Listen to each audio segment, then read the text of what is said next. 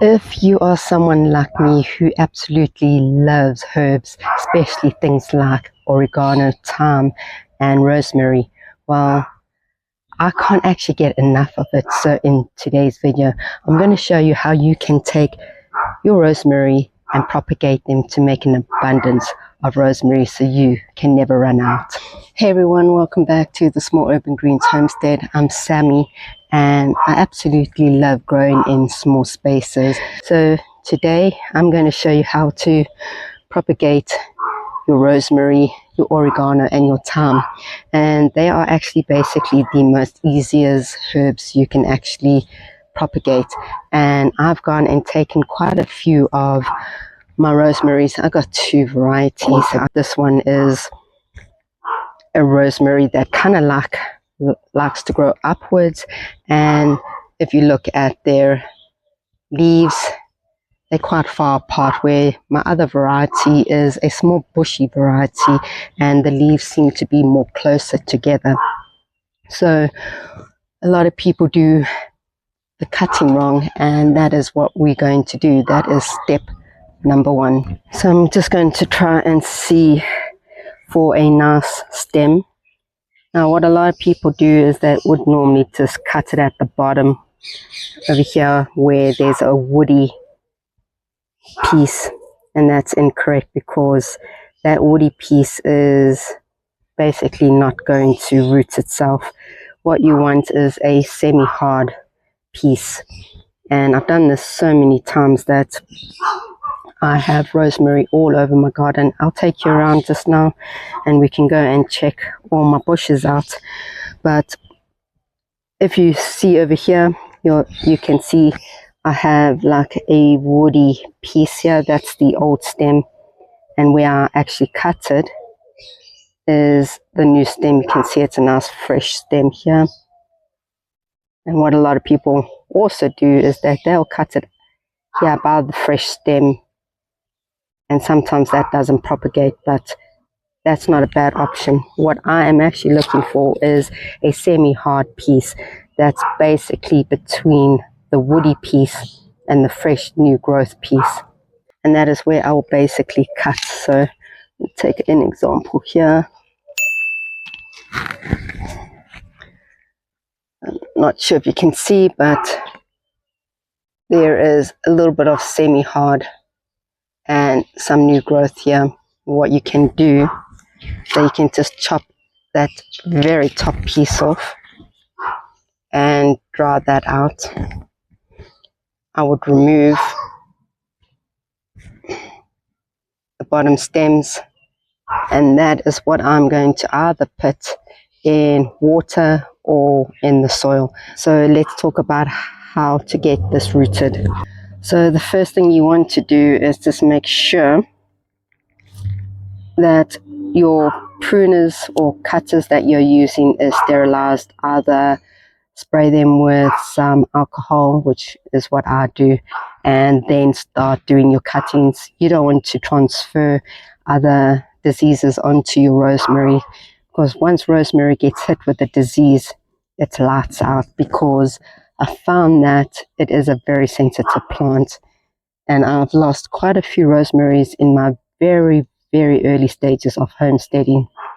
And for the first time, I've actually kept my rosemary alive. So this bush, I would say, is probably, well, they're all different ages.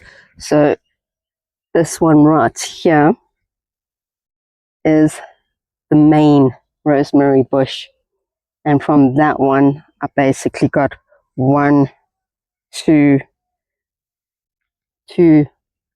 plants out of that, and that's only in this container. I've literally stuck them everywhere and have a problem now, but that's fine, because I'm going to show you what you can do if you got too much rosemary like myself.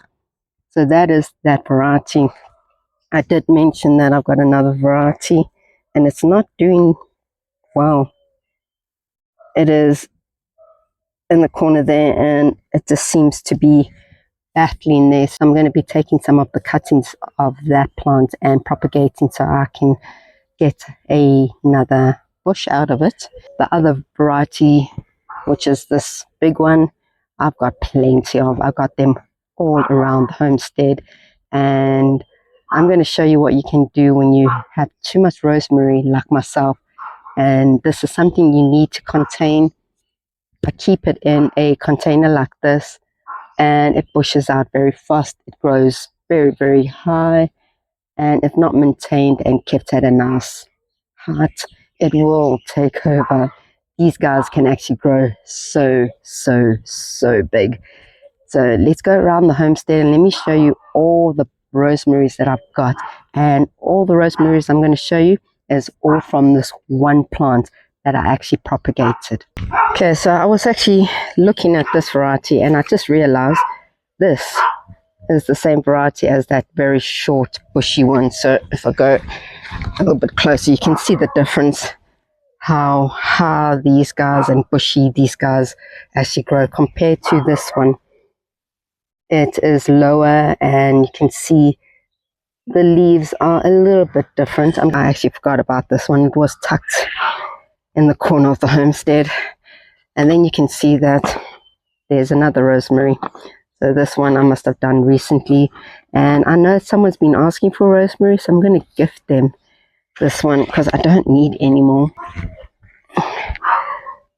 So there's another rosemary, and this rosemary is basically a rosemary I stuck in. It started with one stem and it has now bushed out because obviously I trim it and I keep it at a nice height. What I'll do is that I will cut this, use this piece and just cut some more off, and it'll just start bushing out. So that's another one. So you can use rosemary with meats like lamb, chicken and beef. You can use rosemary with potatoes, roasted veggies, bread, soups, or even stews. Okay, this 3 bays here, my raised beds, are dedicated to herbs. I need to give them a little bit of more TLC. But this, I remember sticking a whole bunch of cuttings that I had taken from the rosemaries, just sticking them in, no root hormones or anything. Not thinking it would take, and a few have taken. So you'll see there I have a rosemary that has now bushed out. The others didn't take along this wall, but there's another one that took off, and I've actually cut it back quite a lot. There's another one, and this one's nice. This one's nice and big and lush.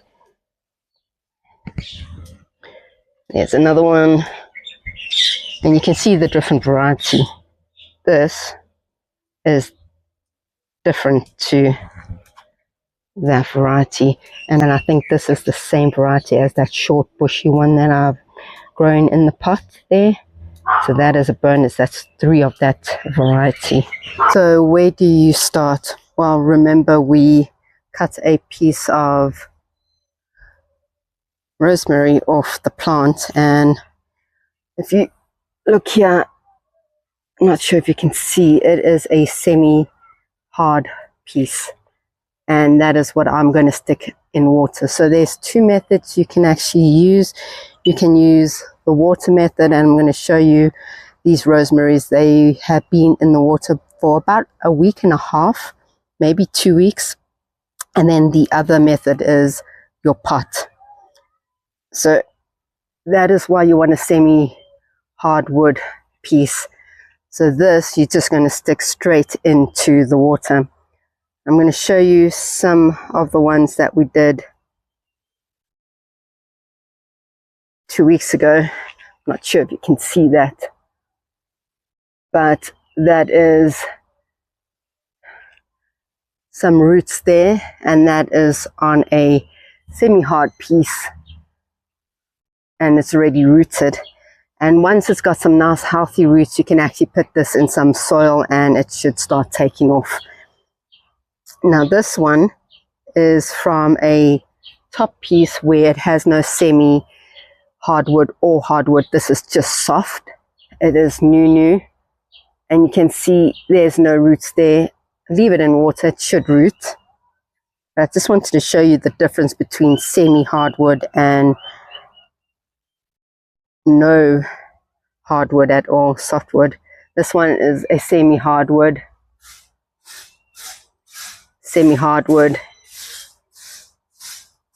hardwood, and semi-hardwood.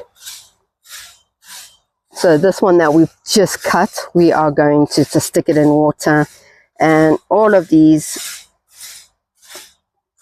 are going to go into my kitchen on my windowsill, and it should root in another 2 weeks. Sorry for the noise, the neighbor is busy sweeping. Okay, the other method is sticking it in a pot. So that is where the semi-hardwood comes in perfectly. If you get the semi-hardwood and you actually stick it in some rooting hormone and you stick it in the soil, this should start rooting beautifully, and this is what you will end up with.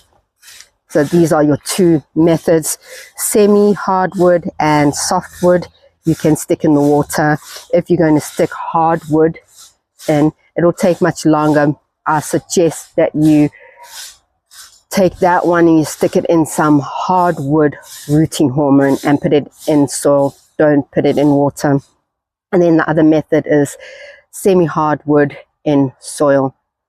And don't put softwood in the soil. It might not make it. It might just start rotting off. So what do you do with the top? So remember, we cut this piece and that was on top. So I just snipped this one off. This is what I'm going to either put in root hormone and put it in soil, or stick it in water.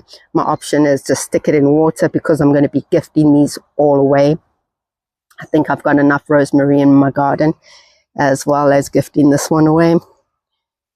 And all these pieces, so right now I need to trim this. It's getting a little bit too high up, and I'm just going to trim it like that. I could propagate these, but they're very soft pieces and I'm going to rather do something else. So the next step is, what do you do with so many rosemary? And that is what we're going to talk about next.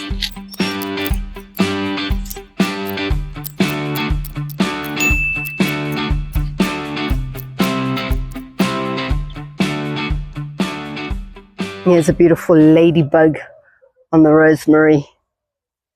So I'm just going to move it to the fennel. Just gone and cut a whole bunch of rosemary. I actually need to go around to the other plants and give it a snip. So what I'm going to do, now I'm just going to tie it up like this, leave it by my kitchen windowsill. I'm going to dry all my rosemary out, and I'll explain why I'll be doing that. So I just wanted to show you guys the roots a little bit closer. There's the roots. And you can see the cutting. It's on a semi-hard. The top is the fresh growth, and then you've got your stem. And then obviously if you had to go a little bit further down the plant, it would become your hardwood. And these are all the ones I'm going to stick in and root. Okay, we are here by the herb boxes, and I've got quite a lot to do in here. I actually want to get a whole bunch of different varieties of basil, stick them in here. And right now it's got the main herbs that I actually enjoy cooking with, which would be rosemary, thyme, and oregano, and Vietnamese coriander, which is stunning. And it's so nice to see that my one has actually come back to life. So the next herb I want to talk about propagating is oregano. So in my box I have two varieties. I have the creeping oregano, which I think they call it the wild oregano, and then I've just got one that's called oregano, which I think is more the bushy one. But I can see the difference in the way they grow and in the color. And I've already gone and propagated some, but the method of propagating your oregano is exactly the same way you would do your rosemary. Oregano also has quite a woody stem when it gets closer to your root base, but it's not as hard as the rosemaries. So it's basically semi-hardwood and softwood. You could use your semi-hardwood hormone rooting agency and just dip it in there and put it in the soil. It should start growing, because that's what happened in my raised beds here. Or you could do the other method, which is water. And as you can see, I'm not sure, there is some roots already on this, and this is nearly 2 weeks of it being in the water. And it's exactly the same for thyme. Thyme, you do exactly the same method as you would your oregano. So let's go a little bit closer. Let me show you our oregano and our thyme. And this is the one bed. So this is the wild creeping oregano, and that just creeps along and starts bushing out. Then this is the other oregano, which is more bushy. So you can see the difference in the leaves as well. And then I have some more oregano there by the grapevine. And then over here is where majority lives. So this is, there it is. This is called the wild one. So this is the wild one. And then this one is just called oregano. So what we can do with the oreganos, we can take a whole bunch of them and also dry it out. By actually drying them out and bottling them up, you could store it for months in your cupboard and just take it out and use it when you cook. So fresh oregano is nice to cook with, but we'll go through what you can use your 3 herbs for. We have our thyme. So I did have lemon thyme. I don't see that it has popped up yet, but here is some beautiful thyme here, and you could do exactly the same thing. So now with thyme, you don't really want the soft pieces to propagate. You want the semi-hard ones, and right now it's a little bit hard to get there. But if I take this stem, for example, I would cut it right by the base there, and I would propagate that piece. Here's a nice one as well. And that's how I would propagate my thyme. When fresh, you can add them to soups, sauces, roasted veggies, meats, and fish. You either toss in whole spigs while cooking, or you can strip the tiny leaves off the stems for a milder touch. To dry thyme, you just hang small batches upside down in a warm, dry spot for about a week or 2. And once dried, you crumble the leaves off the stem and you store them. It's excellent in stews, marinades, roasted dishes, where it can slowly infuse flavor. Fresh oregano has a brighter, more delicate flavor, great for finishing dishes or adding to salads, pastas, or even pizzas. Dried oregano has a stronger, more concentrated taste, and they're perfect for sauces, soups, roasted meats, and baked dishes. When substituting, use about 1/3 as much dried oregano as fresh. Okay, we are inside, and this is what I've done. I've just gone and used some fishing line. Twine would be better, but fishing line, made myself a little loop, and I'm just going to hang it on here. So I just wanted to also show you, this is the oregano that I dried out about a month ago, and you can hear it's crispy, but it's not dry enough to actually put it in a jar. It needs to actually crumble off. You see, it's still a little bit moist there, so that can still dry out a bit more. But I just put it over there, hang it up. I'm going to do the same with the rosemary. Just going to get it on there, and that is where I'm just going to keep it hanging up there. And then the other ones that I want to root, they're sitting on my windowsill in the kitchen, and there is signs of root on some of them. I also went and cut some thyme. Let me just show you there, if it focuses. That is the piece I'm putting in, a semi-hardwood. And this should start rooting in another 2 weeks. And the ones that have rooted will be able to be put into some soil. So it is that easy to actually propagate herbs. So comment below and tell me what method you are going to be using if you're going to be propagating some of your favorite herbs. If you want to keep going, check out my next video right here. We dive even deeper into this topic, so I'll meet you over there.